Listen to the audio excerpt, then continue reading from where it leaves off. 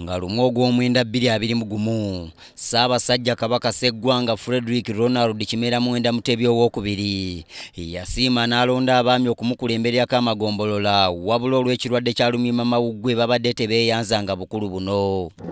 Kati nno Ssaabasajja asiimye leero lwe baba beeyanza era enkoko baagikutte mu okugenda mu lubiri okutuukiriza akalombolombo kano.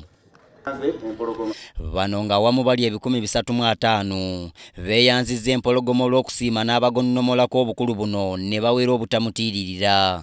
Maaso Moja omukolo guno asiimye n'agubeerako obutereevu wabula ng'obubaka abutisse omumyuka wa Katikkiro asooka Pulofeesa Twaha Kaawaase Kigongo. Beene abaagaliza obuweereza obulungi bwe mutandika olwaleero luno. Ak'ensusso abeebazizza nnyo emirimu gye mwatandikirawo naddala nga mulabikira mu luwalo ate n'okuŋŋaanya amakula. Ku lulwo Oweekitiibwa Kaawaase afalaasidde abaami bano okulwanirira ensonga za Buganda Ssemasonga 5 n'abajjukiza nti obukulu si bitiibwa byokka. Kijja kuba kya kivve nti ate omwami yakwatiddwa mu kituli ng'alemereddwa okukuuma ebintu bya bbaffe.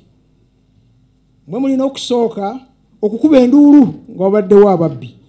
Ssaabawolereza wa Buganda Christopher Bwanika aloopedde Ssemunywa nti abantu be bamalirivu nnyo era beewaddeyo okuzza Buganda ku ntikko mu buli ngeri yonna. Wange Ssaabasajja ebiwandiiko ebikwata ku makulu ago weebiri wano naye nga tukusaba osiime gafuuke amakulu ebirabo abaami bye baleese kuba biviridde ddala mu baami bano abagenda okweyanza. Josephine Nalunga ne Tebajjukira Ssegawa aboogedde ku lw'abaami abalala essanyu babadde nalyamu Kiwagonja ne bawera mu maaso g'abeene obutamutiiririra. Mpera okubeera obutamutiiririra mu ssaza ly'e Bulooli. Mpera obutakutiiririra ayisa abasajja Kabaka wangaala. Oluvannyuma Nantakubwa Mugongo asiimye n'akwasa omu ku baami b'amagombolola Pikipiki Kapyata era nga buli gombolola eweereddwa Pikipiki okwanguyiza obuweereza eri abantu.